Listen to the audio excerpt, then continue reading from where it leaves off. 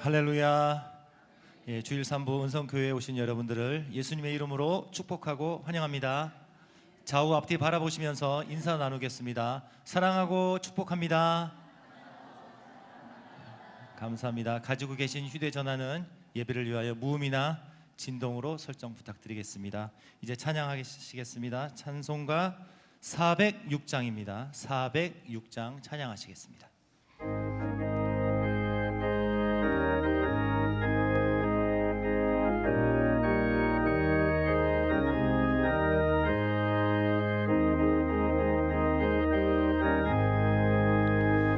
고난 내 영혼 편히 쉴 곳과 풍랑이라도 안전한 포구 폭풍까지도 다스리시는 주의 영원한 팔 의지에 주의 영원하신 팔 함께하사 항상 나를 곳에 가든지 요동하지 않음은 주의 팔을 의지함이라. 세상 친구들 나를 버려도 예수는 함께 동행함으로 주의 은혜가 충만하리니 주의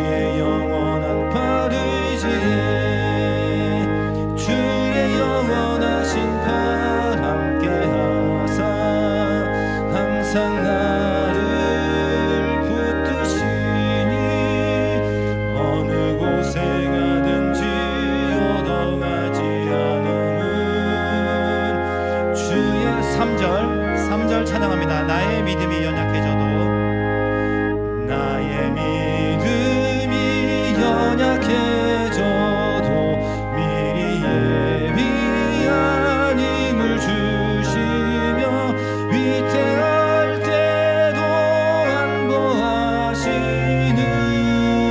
주의 영원한 팔 의지에 주의 영원하신 팔 항상 나를 붙드시니 어느 곳에 가든지 요동하지 않음은 주의 팔을 의지함이라.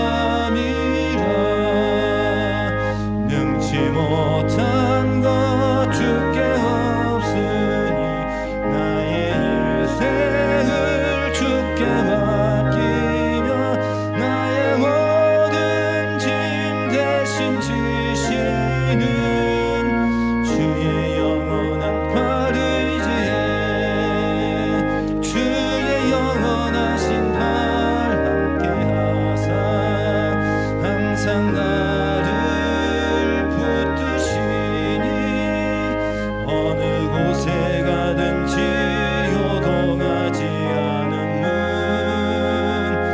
주의 팔을 의지하리라.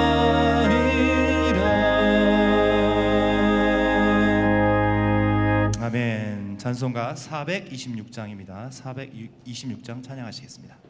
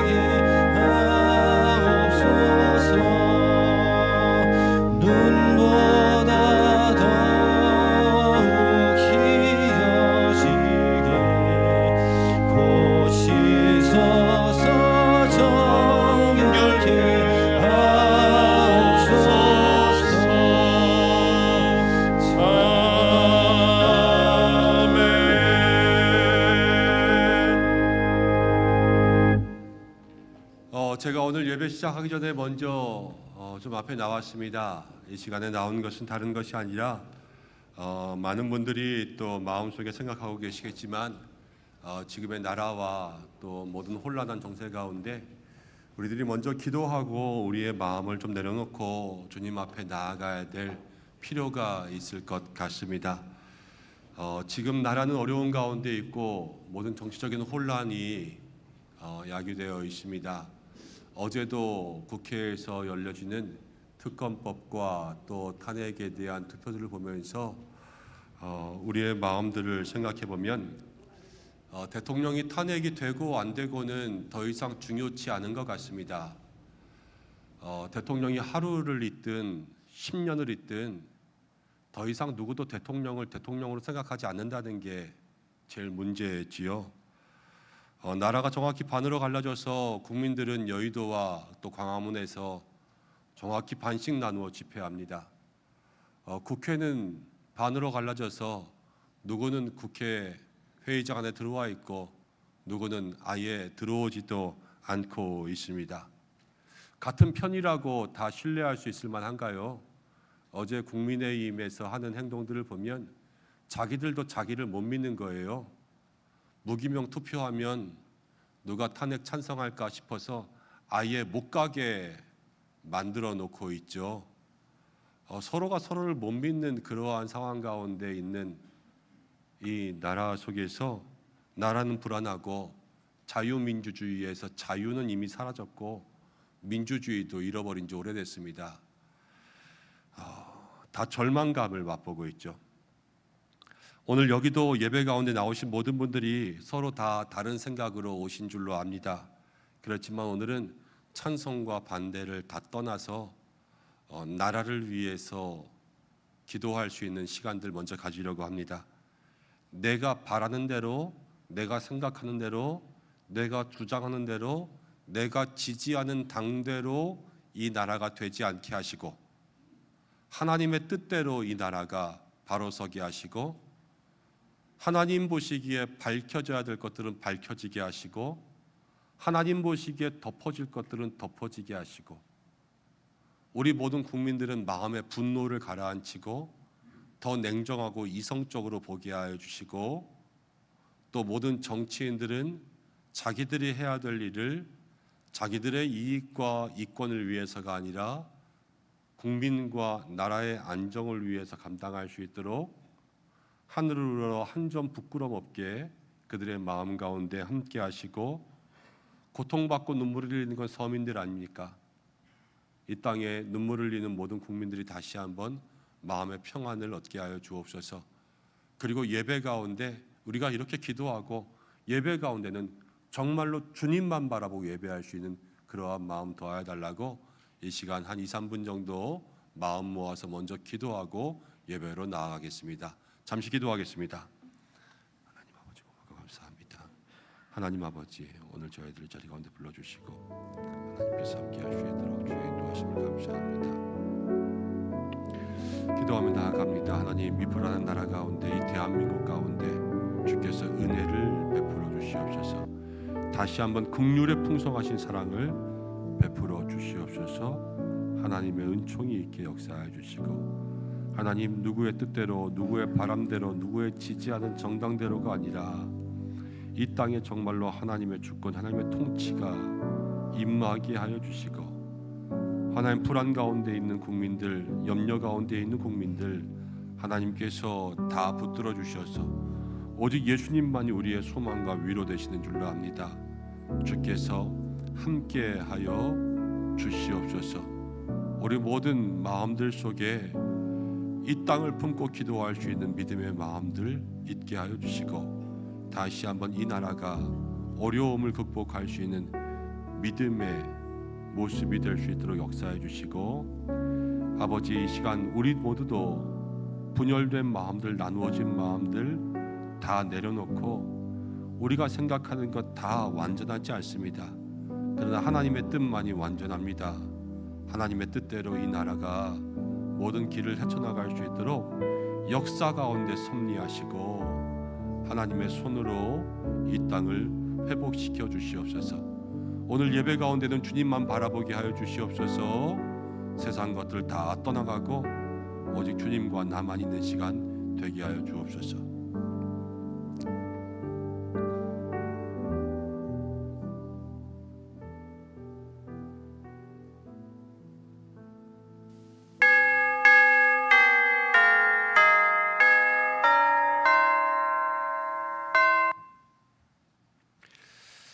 하나님 아버지, 이 나라가 혼란 가운데 빠졌습니다. 이 나라를 구원하여 주시옵소서. 하나님이 다스려 주시고 하나님이 통치하여 주시고 모든 국민의 주권과 안전이 보장되게 하여 주시고, 정치권들은 정신을 차리며 거듭나게 하시고, 죄와 불법과 이기주의와 독단과 독선과 무자비한 것들이 있다면 모든 것들이 감추어지지 않고 심판받게 하시고, 그러나 우리가 덮어야 될 것, 용서해야 될 것, 이해할 것이 있다면 그것을 용서하기에 주저하지 않게 하시고, 분노하는 우리의 모든 마음들을 가라앉게 하셔서 더욱더 이성적으로 냉철하게 판단할 수 있도록 인도하여 주시며, 고통받고 있는 국민들, 애통하고 있는 국민들의 마음을 주께서 위로하여 주시옵소서. 하나님, 이 나라는 전쟁도 겪었습니다. 주권을 빼앗긴 적도 있습니다. 모든 경제적인 위기를 극복한 적도 있습니다. 이미 한번 탄핵의 아픔을 겪었던 적도 있습니다. 그러나 모든 것들을 평화로움 가운데 믿음으로, 기도로, 슬기로 헤쳐나왔습니다. 다 하나님께서 역사하셨는데, 주여, 이번에도 이 나라에 한 번 더 주의 긍휼을 베풀어 주시며, 기도하는 그리스도인들 있사오니 주여, 우리의 기도에 응답하여 주시옵소서. 이 시간 주님만 바라보게 하여 주옵소서. 예수님의 이름으로 기도드립니다. 아멘. 이제 다 일어나시겠습니다.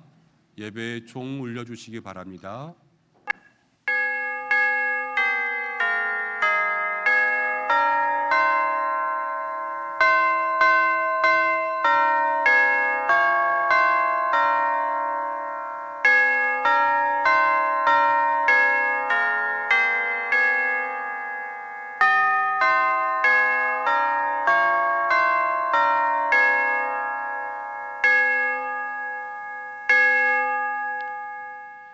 그러므로 형제들아, 내가 하나님의 모든 자비하심으로 너희를 권하노니 너희 몸을 하나님이 기뻐하시는 거룩한 산제물로 드리라. 이는 너희가 드릴 영적 예배니라. 하나님은 영이시니 예배하는 자가 영과 진리로 예배할지니라. 아멘.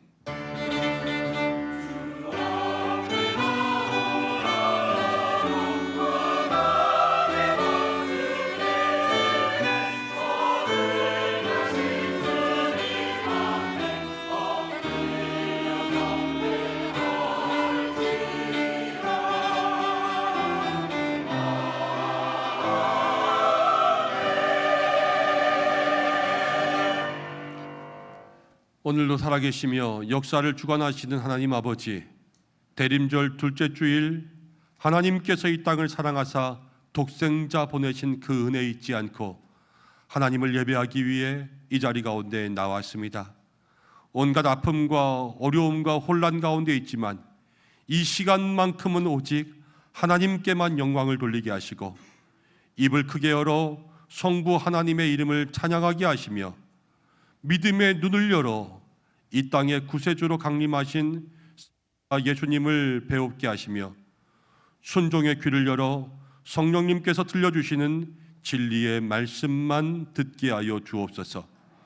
오직 주님께만 우리의 마음을 집중하는 예배가 되기를 원하오며 우리를 구원하시려 인간이 되어 이 땅에 오신 예수님의 이름으로 기원하옵나이다. 아멘. 다 함께 사도신경으로 신앙 고백 드리겠습니다. 나는 전능하신 아버지 하나님, 천지의 창조주를 믿습니다. 나는 그의 유일하신 아들, 우리 주 예수 그리스도를 믿습니다. 그는 성령으로 잉태되어 동정녀 마리아에게 나시고 본디오 빌라도에게 고난을 받아 십자가에 못 박혀 죽으시고 장사된 지 사흘 만에 죽은 자 가운데서 다시 살아나셨으며 하늘에 오르시어 전능하신 아버지 하나님 우편에 앉아 계시다가 거기로부터 살아있는 자와 죽은 자를 심판하러 오십니다. 나는 성령을 믿으며 거룩한 공교회와 성도의 교제와 죄를 용서받는 것과 몸의 부활과 영생을 믿습니다. 아멘.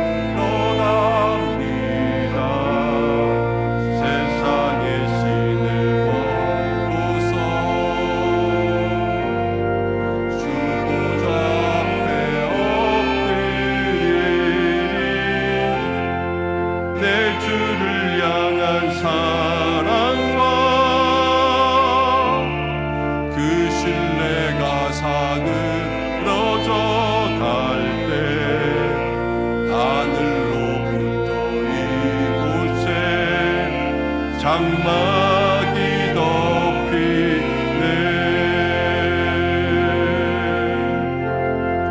이곳을 덮으소서. 이곳을 비추소서. 내 안에 무너졌던 모든 소망 다 회복하리. 이곳을 지나소서. 이곳을 만지소서. 내 안에 죽어가는 모든 예배 다 살아나리라. 내 안에 죽어가는 모든 예배 다 살아나리라.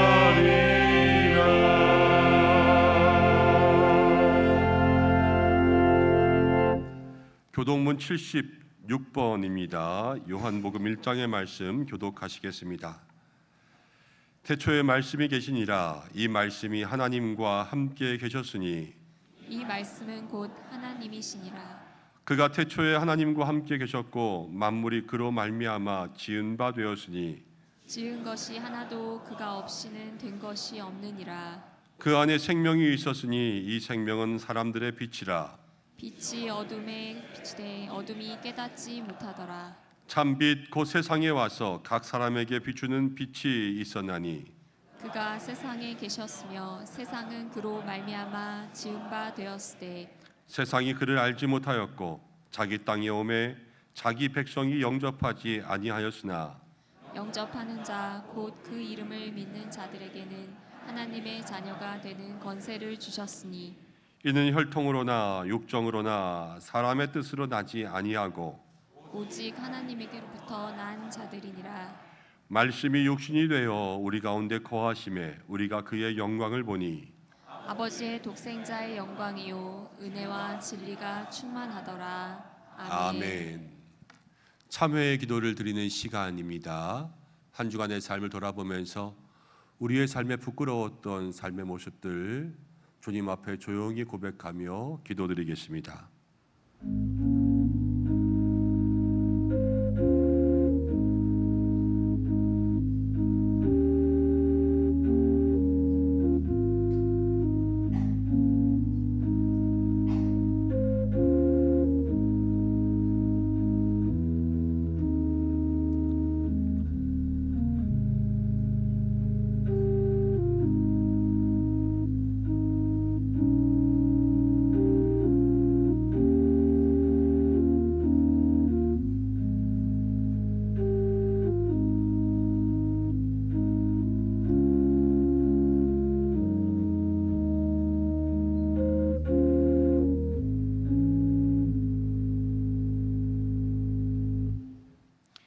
공의로우신 하나님 아버지, 지난 한 주간 우리의 삶을 돌아보며 주님 앞에 기도합니다. 믿음의 길을 걸어간다 하면서도 푸른 초장과 맑은 물가로 인도하시는 예수님의 음성 외면한 채 죄악의 길을 따라갈 때가 많았습니다.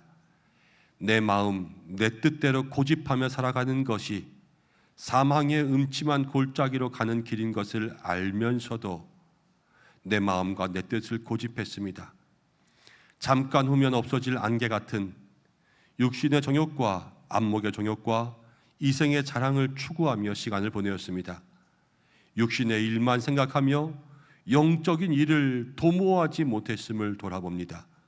주여, 우리들의 모든 삶을 주님 앞에 고백하오니 용서하여 주옵소서. 예수님의 이름으로 모든 고백에 기도를 드립니다. 아멘. 자신의 죄를 고백하는 성도들에게 하나님께서 이렇게 말씀하십니다. 동이 서에서 먼 것 같이 우리의 죄가를 우리에게서 멀리 옮기셨으며 아버지가 자식을 긍휼히 여김같이 여호와께서는 자기를 경유하는 자를 긍휼히 여기시나니 이는 그가 우리의 체질을 아시며 우리가 단지 먼지뿐임을 기억하심이로다. 아멘. 자리에 앉으시겠습니다.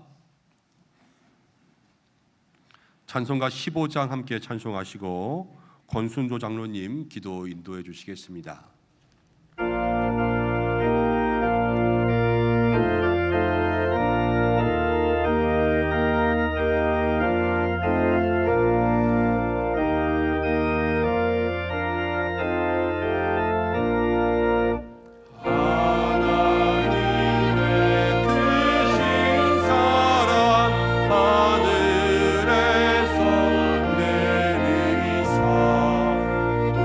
우리 마음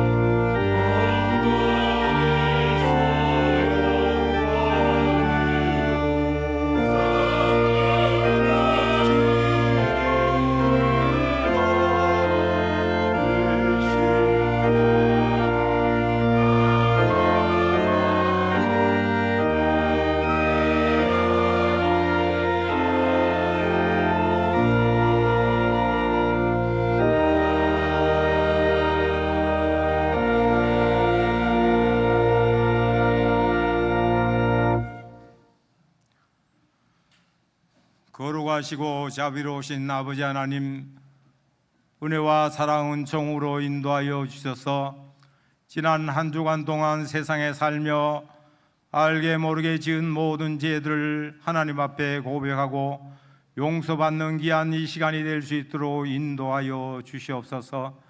이 나라가 하나님 혼란 중에 있사옵니다.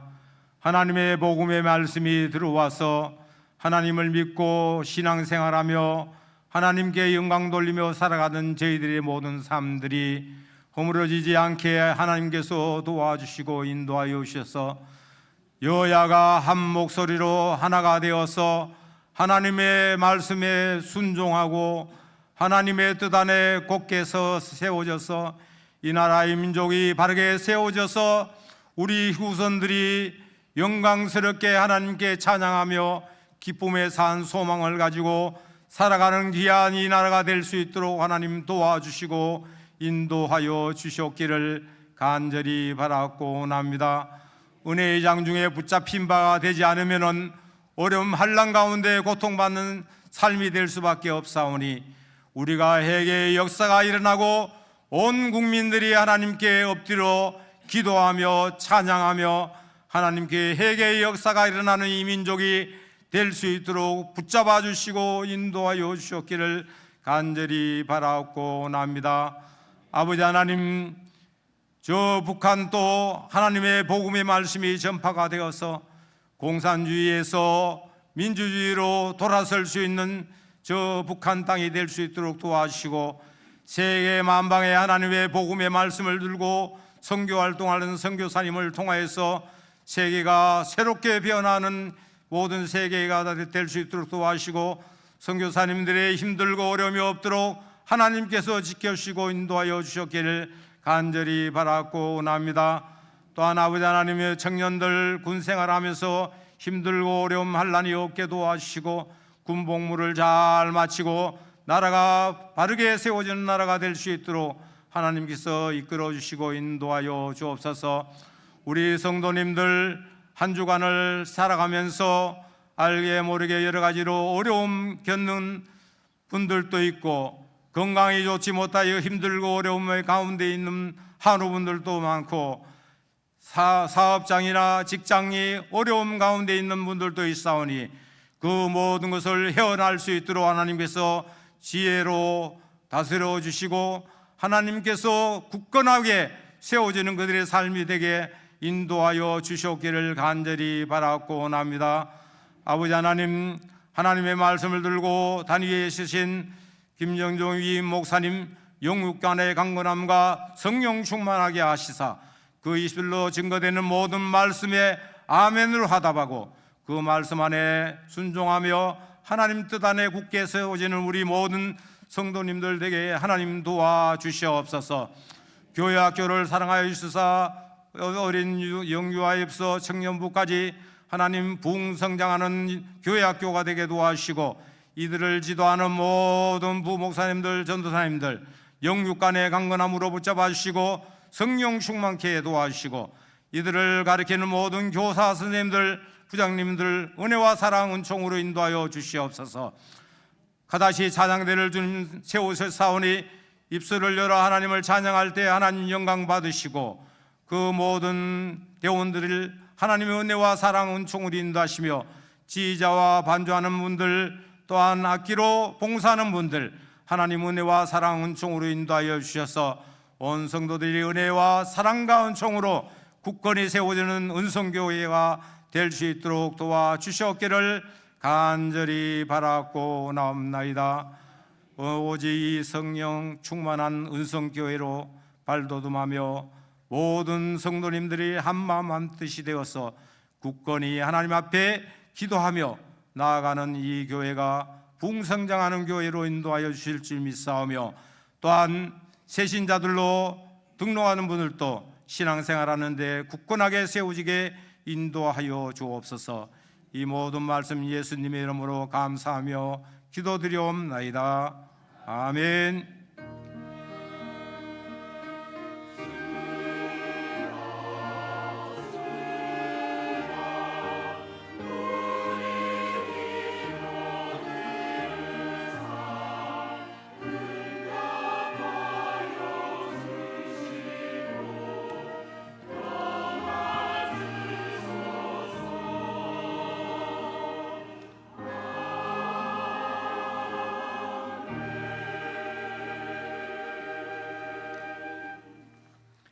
오늘 주시는 하나님의 말씀은 여호수아 20장입니다. 여호수아 20장 1절에서 9절까지의 말씀 한 절씩 교독하고 마지막 절은 함께 읽겠습니다. 구약성경 349면에 있습니다.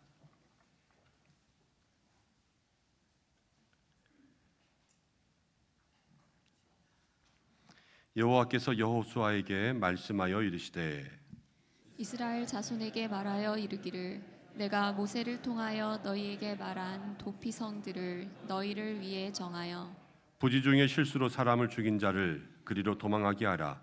이는 너희를 위해 피의 보복자를 피할 것이니라. 이 성읍들 중에 하나에 도피하는 자는 그 성읍에 들어가는 문 어귀에 서서 그 성읍의 장로를 기해 자신의 사건을 말할 것이요 그들은 그를 성읍에 받아들여 한 곳을 주어 자기들 중에 거주하게 하고 피의 보복자가 그의 뒤를 따라온다 할지라도 그들은 그 살인자를 그의 손에 내주지 말지니 이는 본래 미워함이 없이 부지 중에 그의 이웃을 죽였음이라. 그 살인자는 회중 앞에 서서 재판을 받기까지 또는 그 당시 대제사장이 죽기까지 그 성읍에 거주하다가 그 후에 그 살인자는 그 성읍 곧 자기가 도망하여 나온 자기 성읍 자기 집으로 돌아갈지니라 하라 하시니라. 이에 그들이 납달리의 산지 갈릴리 게데스와 에브라임 산지의 세겜과 유다 산지의 기럇 아르바 곧 헤브론과 여리고 동쪽 요단 저쪽 르우벤 지파 중에서 평지 광야의 베셀과 갓 지파 중에서 길랏 라못과 므낫세 지파 중에서 바산 골란을 구별하였으니 함께 읽겠습니다. 이는 곧 이스라엘 모든 자손과 그들 중에 거류하는 거류민을 위하여 선정된 성읍들로서 누구든지 부지 중에 살인한 자가 그리로 도망하여 그가 회중 앞에 설 때까지 피의 보복자의 손에 죽지 아니하게 하기 위함이라. 아멘. 다다시 찬양대에서 하나님 앞에 영광 올려드리시겠습니다.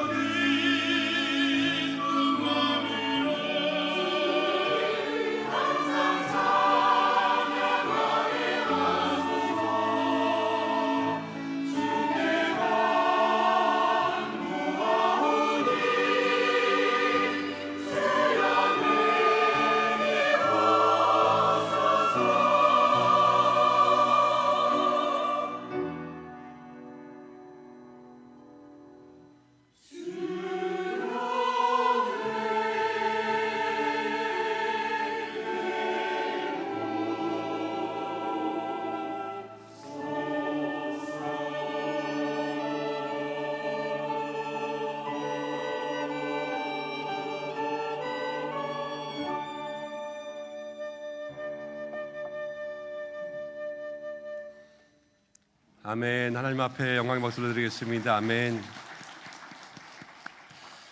대림절 귀한 찬양해 주셨습니다. 주님 우리에게 오셔서 우리와 함께 하실 줄로 믿습니다.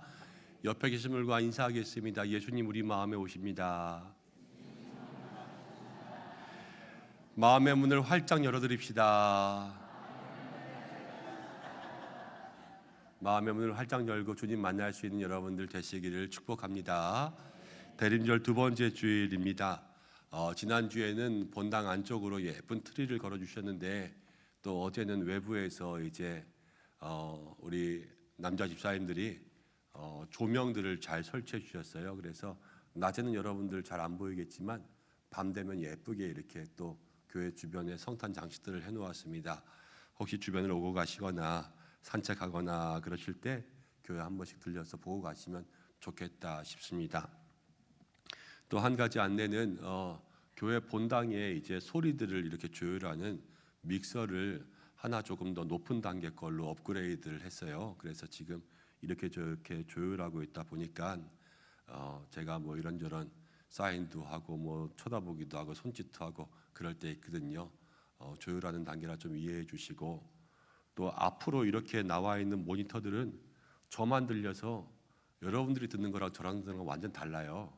그래서 이게 크다 저게 크다 제가 계속 말로 할 수 없으니까 쳐다보기도 하고 그러니까 좀 이해해 주시고, 지난주에 감기 걸렸다고 하도 훌쩍훌쩍 거렸더니 은혜가 안 되는 것 같아가지고 이번 주에는 약을 좀 센 걸 먹었거든요.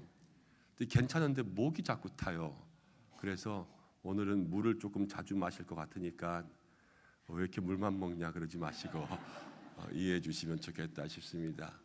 기도하고 말씀 나누겠습니다. 하나님 아버지 고맙습니다. 오늘 주님 앞에 나왔습니다. 대림절 두 번째 주일 주님 우리의 마음 가운데 오시는데 마음문 활짝 열게 인도하여 주시옵소서. 부족한 종 세우셨습니다. 하나님께서 붙들어 주셔서 말씀에 은혜 주시고 함께 말씀 듣는 저희들에게 심령을 주관하여 주셔서 우리의 마음에 은혜의 말씀 되게 역사하여 주옵소서. 모든 것 주님께 의탁드리며 예수님의 이름으로 기도드립니다. 아멘. 오늘은 여호수아 20장입니다. 도피성이라는 제목으로 말씀 생각해 보려고 합니다. 몇 년 전에 있었던 일입니다. 김포의 한 아파트에서 한 여성이 스스로 몸을 던져 목숨을 끊는 사건이 있었습니다. 지금도 아주 민감한 일이기는 하지만 그 당시에 어떤 사건들이 있었냐면 어린이집의 교사 선생님들이 이제 아이들을 학대하는 사건들이 연달아 일어나면서 모든 마음들이 민감해졌을 그때였습니다. 이 여성도 어린이집 교사였습니다. 그런데 아이를 밀쳤다라는 이유로 그 지역에 엄마들의 소통의 장이죠. 맘카페라는 곳에 인터넷 고소가 되었고 순식간에 많은 사람들이 그 글을 읽었고 비난의 댓글을 달았습니다. 몇 줄로 그 선생님에 대한 이야기를 했지만 거기에 대한 댓글들은 이제 그 선생님을 인신공격하기 시작했고 이름, 신상 정보, 얼굴 사진 이런 것뿐만이 아니라 가족들도 공개되는 상황에 이르면서 마녀 사냥이 시작된 것이지요. 자기도 모르는 사이에 그게 얼만큼 퍼졌는지도 알 수 없을 정도로 퍼지게 되었습니다. 사실은 이렇습니다.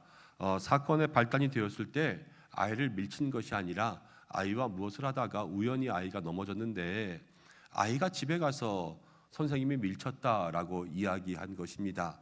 그리고 부모는 아이의 말만 듣고 선생님과 함께 그 사실을 확인하지도 않고 인터넷에 먼저 글을 올렸고요. 며칠이 지난 다음에 아이와 또 부모님과 선생님이 만나서 그 모든 오해를 다 풀고 화해를 했습니다. 근데 그게 끝이 아니었다라는 것이요. 계속해서 소문은 소문을 만들었고 더 크게 번져갔고 모든 오해를 풀었다고 이야기해도 소용이 없었습니다. 자신과 자신의 가족들이 다 아동학대 가해자라는 낙인이 찍혀버렸고 모든 피해는 고스란히 받게 되었습니다. 그래서 이 여성은 다시는 돌아올 수 없는 그러한 선택을 하고 말았습니다. 자신의 억울함을 호소하면서 자기의 생명을 던졌던 것이지요. 2014년 5월에 유럽연합 EU의 사법재판소에서는 잊혀질 권리라는 판결을 내렸습니다. 자신이 원하기만 한다면 온라인상에서 자신이 피해를 볼 수 있는 그러한 모든 기록들을 삭제할 수 있는 권리를 인정해 준 겁니다. 자기 정보에 대한 자기 통제권이 생겼습니다. 아주 쉽게 예를 들면 그런 예입니다. 제가 어렸을 때에는 돌잔치를 하면 사내 아이들은 희한하게도 무조건 다 빨가벗겨 놓고 다리를 이렇게 벌리고 앉아서 사진을 찍었습니다. 저도 그런 사진이 있습니다. 근데 부모가 그 사진을 자랑 삼아서 인터넷에 올렸다고 해보겠습니다. 그럼 저는 모르고 있는 사실이지요. 그런데 제가 나중에 사춘기의 나이가 되었을 때 사람들이 김연종 돌잔치 이렇게 치면 그 사진을 찾아볼 수 있게 되는 것입니다. 지금 찾아보셔도 안 나옵니다.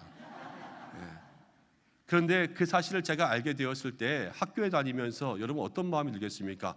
우와, 이거 아이들이 알면 평생 다운받아서 나를 놀릴 것이 분명하고, 또 여자아이들이 알면 그 민감한 나이에 얼마나 부끄럽고 수치스럽겠습니까? 그래서 인터넷상에 있는 내 사진을 삭제할 수 있도록 요청할 권리가 있다는 거예요. 이게 잊혀질 권리입니다. 여러분은 가끔 옛날 거 기억 안 나고 깜빡깜빡 하시고 그럴 때가 많죠. 다 그렇습니다. 정상입니다. 이상한 거 아니에요. 여러분 옛날에는 이 기억에만 모든 정보를 의존했기 때문에 때로는 잊혀지는 게 있었어요. 근데 요즘에는 모든 정보를 데이터베이스화 시키기 때문에 잊혀지는 게 없습니다. 작은 것 하나라도 다 기억에 남게 되어서 잊혀지지 못하니까요, 잊혀질 권리를 주장하게 된 거예요. 근데 잊혀질 권리에 대해서 내가 삭제해달라고 하면 다 삭제되는 것은 아닙니다. 그 삭제의 요건들을 갖추어야지만 그 정보를 삭제할 수 있는 거예요. 왜냐하면 다 삭제해버리면 기억해야 될 것을 기억하지 못하잖아요. 바로잡을 것들을 바로잡지 못하게 되고 더 잘할 것들을 잘할 수 있는 길들이 사라지니까 여러분, 잊혀질 권리도 있지만 기억할 의무도 있다라는 거예요. 우리에게도 그렇죠. 우리에게 잊혀져야 될 것들이 있고 기억해야 될 것들이 있습니다. 우리를 아프게 한 사람들, 또 육신의 자랑, 이생의 안복, 세상 즐거움. 여러분 결혼하셨다면 첫사랑들은 다 잊어야죠. 그렇지만 우리에게 기억해야 될 것이 있습니다.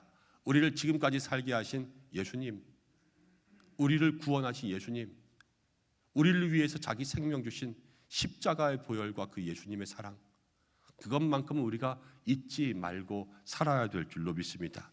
그것이 성도의 삶이라는 거죠.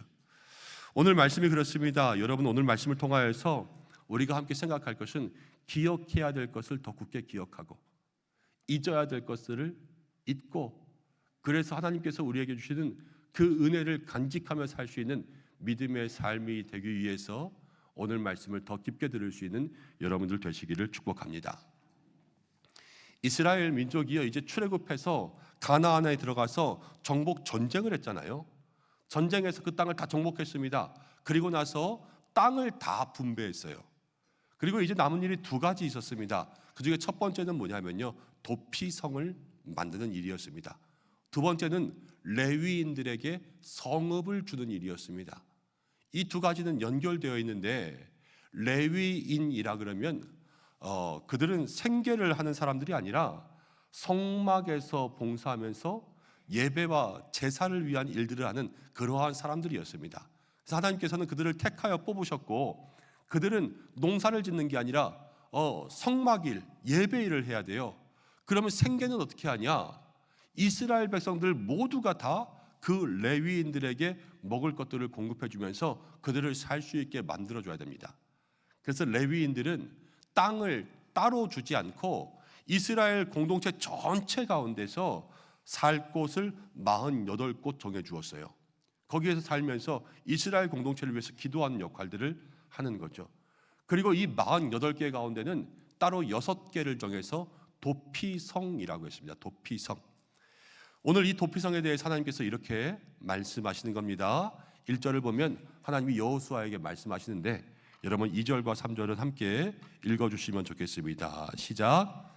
이스라엘 자손에게 말하여 이르기를 내가 모세를 통하여 너희에게 말한 도피성들을 너희를 위해 정하여 부지 중에 실수로 사람을 죽인 자를 그리로 도망하게 하라. 이는 너희를 위해 피해 보복자를 피할 것이니라. 고대 사회에는 동해복수법이라는 것이 있었습니다. 누구에게 해를 비면 똑같은 해를 입혀서 복수하는 거예요. 사람을 죽게 만들었으면요, 그 사람을 죽여야 복수가 끝납니다. 그런데 도피성이라는 것은 하나님께서 모세에게 말씀하셨는데, 부지 중에 실수로 사람을 죽였을 때에는 그의 가족들이 복수하려고 해도 도피성 가운데 도망오기만 하면 복수를 막을 수 있다라 말씀하시는 거예요. 지금으로 이야기하면 과실치사죠. 이 과실치사에 대해서는 하나님께서 용서할 수 있는 길을 만들어 주셨습니다. 아, 하나님이 실수를 용납하시는구나. 그래도 하나님이 도피성 가운데 우리를 용서해 주시는구나. 이것만 이야기하고 끝날 것이 아니라 그보다 먼저 주신 말씀이 있는데, 도피성보다 먼저 하나님 말씀하신 게 있어요. 그건 뭐냐면 출애굽기 20장 13절에 모세를 통해서 이렇게 말씀하십니다. 살인하지 말라. 도피성 이전에 먼저의 계명은요, 살인하지 말라라는 계명이 우리에게 먼저 있었다라는 거예요. 사람은 무엇이든지 자기 마음대로 할 수 있는 자유의 의지가 있습니다.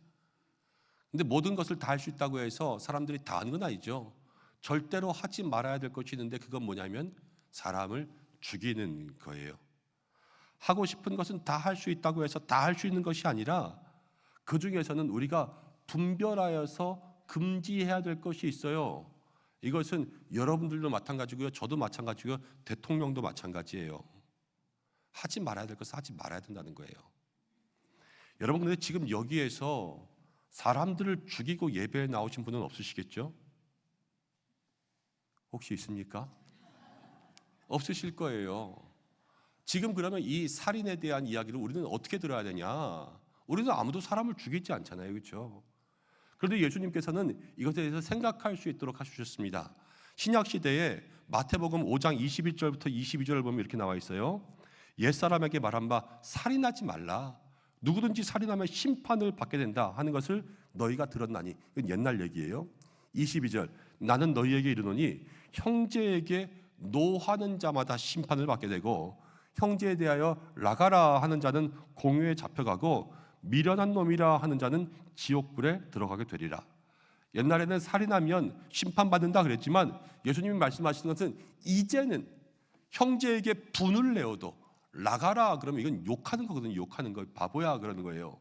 형제에게 욕을 내어도, 그리고 다른 사람들을 미련하다 뒤에서 수근거리면서 비방해도 그 사람들은 살인한 것과 똑같은 그러한 죄가 될 수 있다는 것을 예수님 경고하신 거예요. 우리의 분노하는 말, 분노하는 마음 하나하나가 살인과 같이 될 수 있다라는 것이죠. 말 한마디로 천냥빚을 갚는다는 말도 있지만 말 한마디가 사람을 죽게 할 수도 있습니다. 그렇게 생각하면 우리도 다 말을 하면서 살기 때문에 우리의 존재도 이 말씀으로부터 자유로울 수가 여러분 없는 거예요.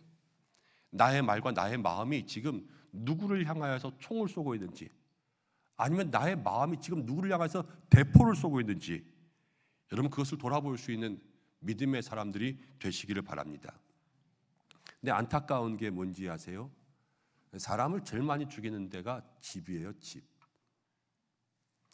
우리 남편들이요, 아내를 무시하는 말을 합니다. 아내를 죽이는 거예요. 아내가 남편들에게 빈정대는 이야기를 합니다. 남편 죽이는 거예요. 자식들을 윽박지르면서 혼내는 이야기를 합니다. 자식을 죽이는 거고요. 부모의 말을 듣지 않으면 여러분 부모를 죽이는 거예요. 우리가 말 한마디가 상처가 된다고 했죠. 여러분 교회에 여러분들 오시는데 교회에 오면 여러분들 누가 때립니까? 누가 밀칩니까? 그러진 않죠. 그런데 여러분들이 교회에서 상처받을 때가 있어요. 다 말이에요, 말. 말과 행동과 우리의 마음인 거죠. 여러분 그렇게 생각하면 우리 모두가 다, 저와 여러분들이 가정에서 자유로울 수가 없고요, 교회에서 자유로울 수가 없어요. 우리의 마음의 서운함과 섭섭함과 정말로 마음의 상처들을 어떻게 해야 되는가? 여러분 가정과 교회로부터 정말로 영혼을 죽이는 것이 아니라 영혼을 살릴 수 있는 믿음의 공동체 되기를 간절히 소망합니다. 나의 마음을 관리하고 나의 말과 행동들을 잘 간수하셔야 돼요. 그래야 가정을 살고 교회가 삽니다. 자, 지금 이스라엘 민족들은요, 전쟁을 끝냈습니다. 정복했습니다. 승리했습니다. 땅을 분배했습니다. 가서 살기만 하면 돼요. 그렇죠? 그럼 잘 살아라 그래야 될 것 같은데 첫 번째 주신 말씀이 도피성의 말씀이에요. 그리고 도피성이라는 것은 이렇게 얘기했어요. 부지 중에 사람을 죽인 자. 부지 중이라는 것은 실수한 거죠. 실수. 내가 일부러 그런 게 아니에요. 신명기 19장을 보면 이런 얘기가 나옵니다. 사람이 도끼질을 열심히 하다가 도끼질을 하고 있는데 너무 세게 하면서 이 도끼가 빠졌어요. 그래서 옆에 있던 사람을 쳤어요. 그 옆에 있던 사람이 죽었어요. 이게 부지중이라는 거예요. 누구도 그렇게 할 의도는 전혀 없었어요. 그렇지만 피해 본 사람이 있고요, 죽은 사람이 있었어요. 여러분, 우리에게 다 이런 일이 일어날 수가 있습니다. 아니야, 나는 절대로 그런 일 없을 거야 라고 장담할 수가 없다라는 거예요. 저는 목회하면서 이 자리 가운데 목회 열심히 하고 나중에 영광스럽게 은퇴하기를 간절히 소망합니다. 그렇지만 저도 장담할 수 없어요. 여러분, 저는 죄 안 질 거예요. 저는 여기서 실수 안 할 거예요. 이렇게 백날 이야기해도요, 저도 제 자신을 장담할 수가 없어요. 그래서 우리는 조심해 사는 거죠. 여러분들도 마찬가지죠. 목사님, 저는 걱정하지 마세요. 그렇게 장담할 수 있습니까? 그런 사람이 제일 빨리 넘어져요. 제일 빨리 시험 들고. 그게 우리들의 삶이라는 거예요. 왜냐? 저와 여러분들은 연약하거든요. 완전하지 않거든요. 우리는 다 부족해요. 그렇기 때문에 우리가 하는 일이 다 그저 그래요. 하나님이 도와주시지 않으면 살 수가 없는 것이죠. 부지중이라는 말을 보면서 우리가 기억할 것은 우리는 실수할 수밖에 없는 연약한 존재라는 것을 기억하시기를 바랍니다. 그리고 이 도피성이요, 이스라엘 민족에게 주신 거예요. 이 말은 하나님이 선택하신 민족이라고 해도 그들이 연약함을 가지고 있다는 것을 기억하라는 거예요. 우리가 또 하나 기억할 것이 있습니다. 인류 최초의 죄는 에덴 동산에서부터 시작되었다는 거예요. 이게 무슨 말이냐? 여러분, 죄가 어디 멀리서 온 거 아닙니다. 하나님께서 사람을 위하여서 가장 좋고 아름다운 곳을 만드셨어요. 여기에 아담과 하와가 있었습니다. 아담과 하와가 의도적으로 죄 지은 거 아니에요. 그들이 내가 여기를 파괴하자 마음먹은 적 한 번도 없습니다. 그렇지만 아담과 하와가 부지중에 죄를 지은 거예요. 걸리고 넘어지는 거죠. 여러분, 가정에서 여러분들 그러고 싶어서 그러시는 거 아닐 거예요. 교회에서도 그러고 싶어 그러시는 거 아닐 거예요. 그렇지만 가정과 교회에서 우리가 걸려 넘어지게 하는 일들을 얼마나 많이 하고 있는가. 우리를 가슴 아파하게 하고 우리를 힘들게 하고 우리를 정말로 살고 싶지 않게 만드는 것, 러시아, 우크라이나에 있지 않잖아요. 우리나라에 있잖아요. 이것이 우리의 마음속에 기억해야 될 것이라는 거죠. 우리는 누구도 부지중에 실수하는 것에서 자유로울 수 없고요. 우리는 우리가 스스로 죄에 빠지고 상처를 주고 상처를 받습니다. 그래서 우리에게 피할 길이 필요한데 우리에게 도피성이 필요하다는 거예요. 누구든 실수하고 누구든 죄를 지었을 때 그 죄의 심판을 면하는 방법, 먼저는 도피성을 찾는 것이 중요하다는 것을 여러분들의 마음 가운데 기억하시기를 바랍니다. 여러분, 살인자, 부지중에 죄를 지은 사람들이 살려면 도피성 가야 돼요. 나는 고의성이 없어서 나는 죄가 없어 라고 당당하게 해도 도피성 안 가면 죽는 거예요. 그렇지만 도피성으로 가면 삽니다. 근데 생각해 보세요. 우리나라에서 죄를 짓습니다. 그럼 재판하고 조사하기 전에 그 사람한테 먼저 뭐부터 명령하는지 아세요? 출국금지 시켜요. 출국금지 명령을 내리죠. 왜냐? 멀리 도망갈까 봐. 여러분, 사람들은 생각해요. 죄 짓고 난 다음에 멀리 가면 괜찮을 거라고 생각해요. 그런데 하나님께서는 가장 가까운 곳에 도피성을 주셨어요. 누구든 쉽게 찾아올 수 있는 그런 곳에 도피성이 있다는 거죠. 하나님이 이미 예비해 놓으신 도피성이 우리 주변 가운데 있다는 거예요. 그리고 이 성에 들어가면서 어떻게 되냐? 4절 말씀 가운데 이렇게 이야기합니다. 이 성읍들 중에 하나에 도피하는 자는 그 성읍에 들어가는 문 어귀에서 그 성읍의 장로들의 귀에 자기의 사건을 다 말해야 된다는 거예요. 도피성에 들어가기 전에 자기의 고백이 있어야 됩니다. 거짓 증언을 하면 안 됩니다. 정확하게 그 사건의 경위를 장로들에게 이야기해야 된다는 것은 도피성에 갈 때는 솔직한 나의 고백이 있어야지만 그 성에서 내가 보호를 받을 수 있겠구나, 이것을 기억해야 된다는 거예요. 어떤 사람이 고의로 사람을 죽인 다음에 도피성에 와서 내가 실수로 그랬습니다, 거짓말하면 될까요? 장로들이 그 이야기를 듣습니다. 그러면 이쪽 저쪽 다 들어보고 조사하는 거예요. 그래서 이 사람이 거짓말이다 그러면 도피성에 못 들어오게 합니다. 내보내요. 내보내면 복수하는 사람들이 와서 이 사람을 죽이게 만드는 것이 바로 도피성이라는 겁니다. 거짓으로는 도피성에서 살 수가 없어요. 그리고 말씀을 계속 보면 그 성에서 재판을 받거나 아니면 제사장이 죽기 전까지는 거기서 나오면 안 된다라는 거예요. 나오면 안 돼요. 지루해도 따분해도 성이 작아도 아니면 오늘 날씨 진짜 좋은데 친구가 와서 어디 밖에 구경 가자 그렇게 유혹해도 성을 나가면 안 돼요. 나가면 죽어요. 복수하는 사람들이 있거든요. 도피성 밖으로 나가면 죽는다. 이것을 꼭 기억하고 있어야 된다라는 것이죠. 그리고 모든 회중 앞에서 여러분들 고의가 아닌 것이 입증되고 대제사장이 죽었을 때에 다시 자기 고향으로 갈 수가 있습니다. 돌아가면 어떻게 살까요? 옛날의 실수를 만회하면서 살아야 되겠죠. 실수니까 어쩔 수 없어 그러면서 똑같이 살면 안 될 거예요. 이 도피성은 뭐냐면요, 살인자 부지 중에 실수했을지라도 그 심판대 앞에서만 심판을 받고 또 제사장이 죽잖아요. 누군가 대신 속죄하는 것을 통해서 용서가 된다는 거예요. 그리고 이제 돌아가면은 변화된 삶을 살아야 된다라는 것이 계속 우리들에게 보여지고 있는 것이라는 거죠. 미국에서 있었던 일이라고 합니다. 한 사람이 죄를 짓고 감옥에 가게 되었습니다. 그 형이 높은 지위에 있던 사람이라서 대통령을 찾아가서 눈물로 탄원했습니다. 그래서 사면서를 받았다고 합니다. 동생을 찾아갔습니다. 사면서를 주기 전에 동생에게 먼저 물어봤습니다.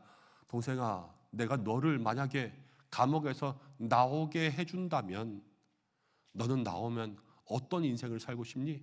형이 다 준비해 줄게, 말만 해봐. 이렇게 이야기했습니다. 고마운 형이지요. 근데 동생이 이렇게 이야기하는 거야. 형, 나는 나가자마자 나를 감옥에 쳐넣은 재판장을 찾아서 죽일 거야. 형, 그리고 난 다음에는 그때 나를 감옥에 가도록 증언한 증인들을 싹 다 찾아내서 다 죽여버릴 거야.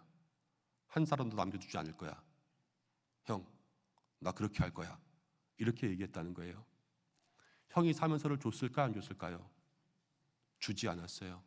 형이 사면서를 주지 않고 그 사면서를 동생이 보는 앞에서 다 찢어버렸습니다.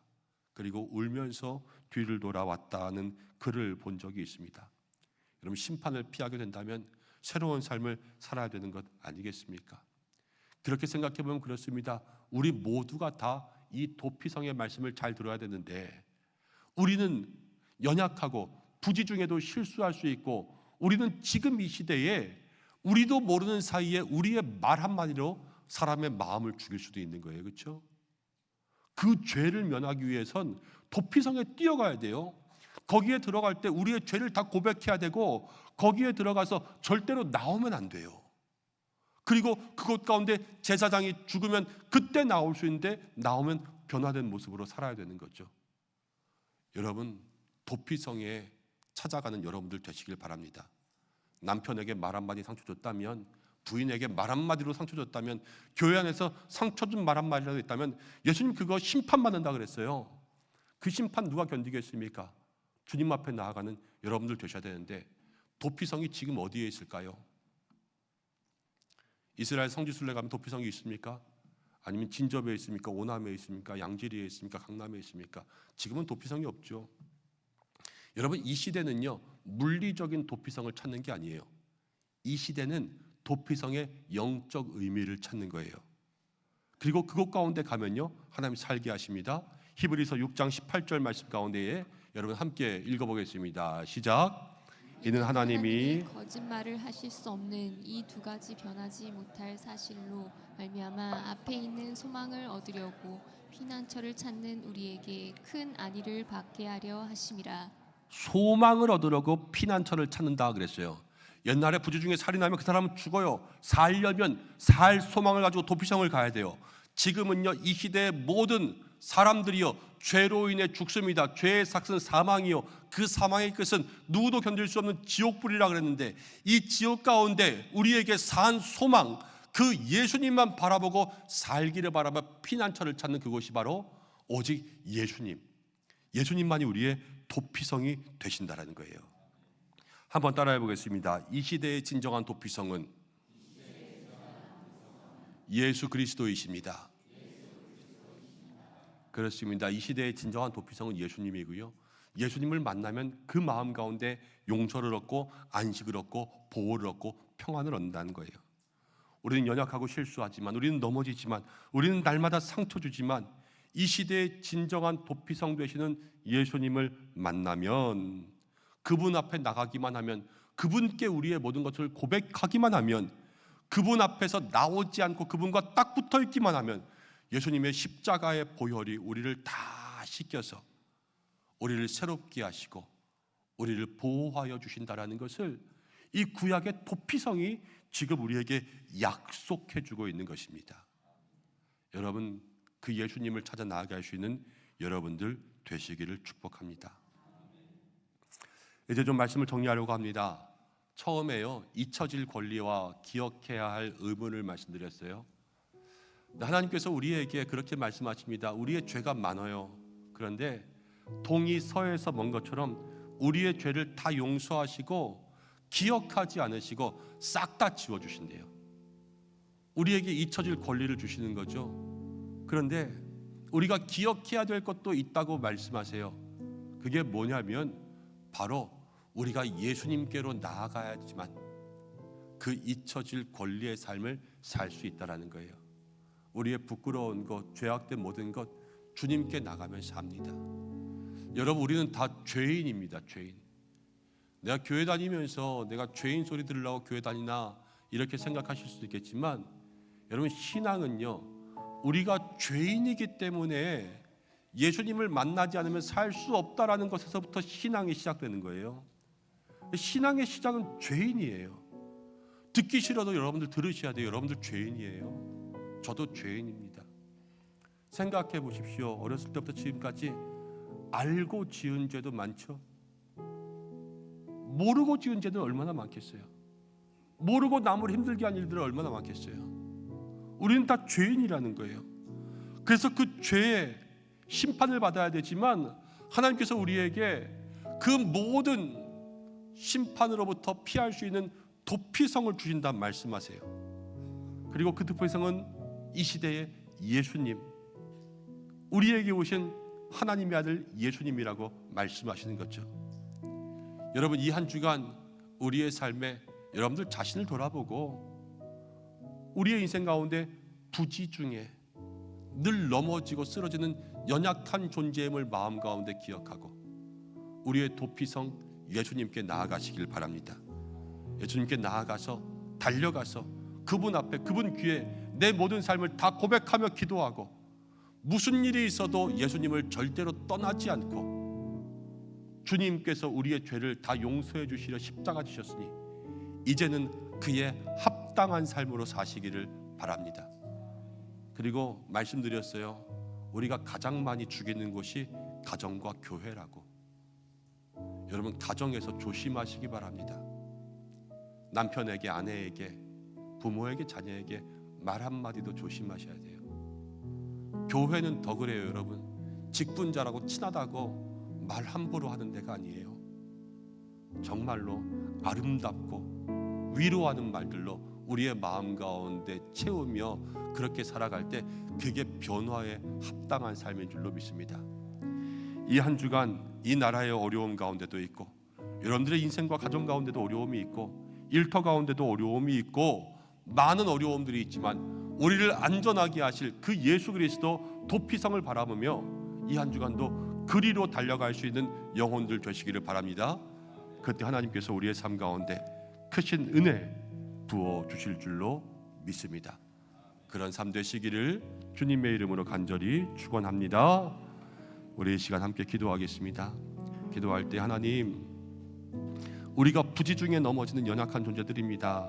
그러나 주여 도피성 예수님 우리에게 주셨으니 주님만 바라보게 하시고 주님께 나아가 주님께 기도하고 주님을 떠나지 않는 믿음의 삶 되게 하여 주옵소서. 기도하고 가정 가운데 교회 가운데 여러분들 주변 가운데 혹시 생각이 나면서 내가 그 옛날 살인하는 것처럼 예수님 우리에게 경고하면서 말씀하신 사람들을 아프게 하고 상처 주고 힘들게 한 것이 있다면 주여 용서하시고 그 사람을 보듬어 주시고 그 모든 마음의 상처들을 치료하여 주시옵소서. 이 시간 기도하며 중보하는 마음으로 주님 앞에 잠시 기도하겠습니다. 하나님 아버지 기도합니다.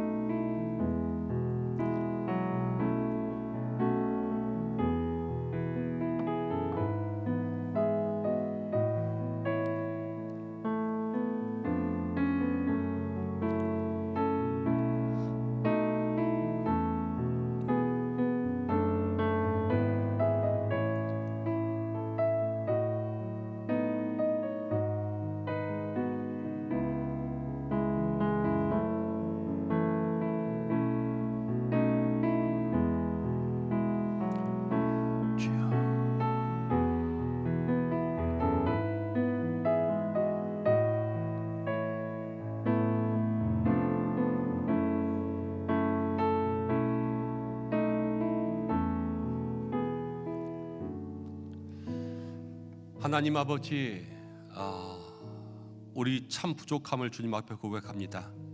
부지 중에 넘어지고 부지 중에 죄악 가운데 있어 늘 주님의 영광 가리며 이 땅 가운데 심판을 피하지 못할 그러한 죄인들이오나 우리에게 예수님 보내주시며 예수님만이 도피성이라 말씀하십니다.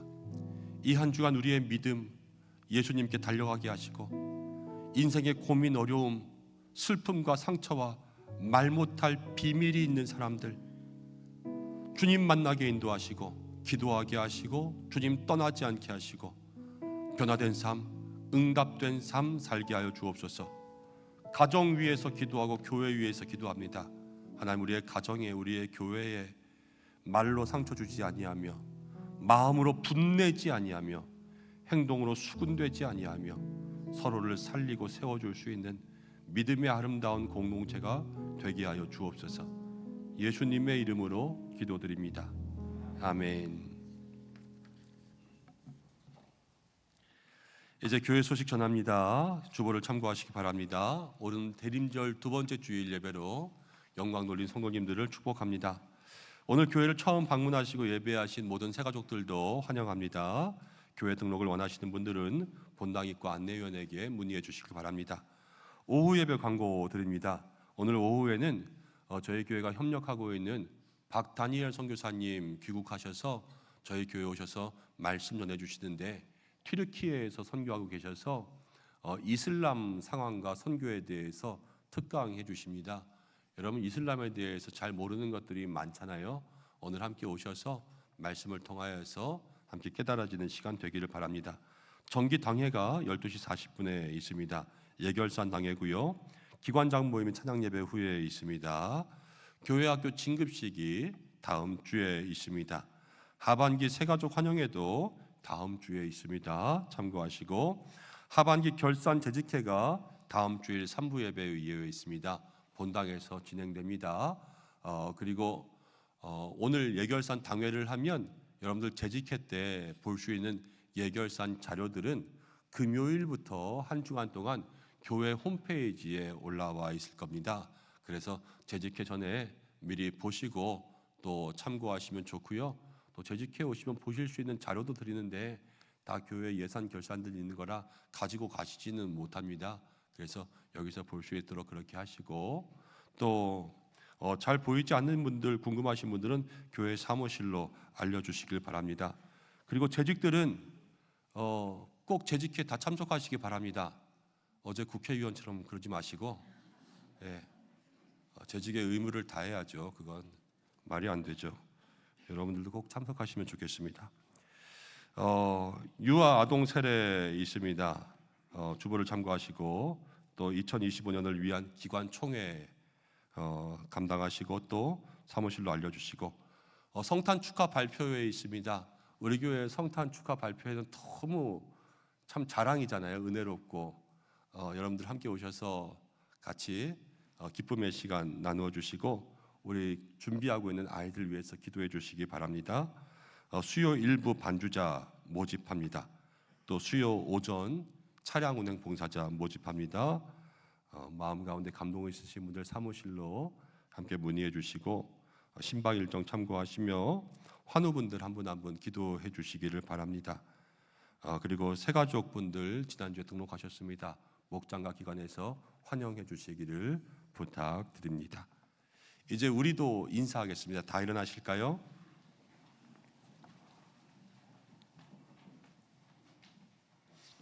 먼저 축복하겠습니다. 사랑하는 성도 여러분, 예수님이 우리의 도피성 되십니다. 오직 예수님만 따르면서 모든 죄와 불안과 염려와 수고에서 벗어나 평안한 한 주간의 삶을 누리시기를 주님의 이름으로 축복합니다.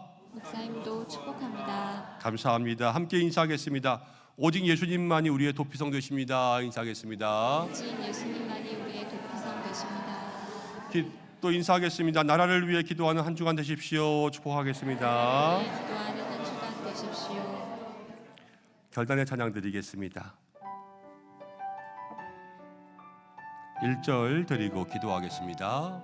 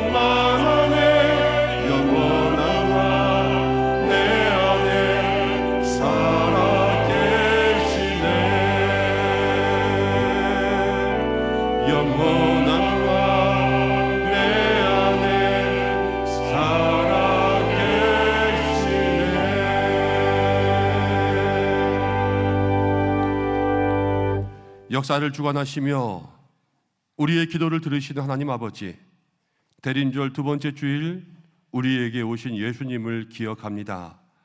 오직 예수님만이 우리의 도피성이시오니 주만 바라보는 저희들 되게 하여 주옵소서. 주님 앞에 귀한 예물 드립니다. 몸과 마음과 시간을 올려드립니다.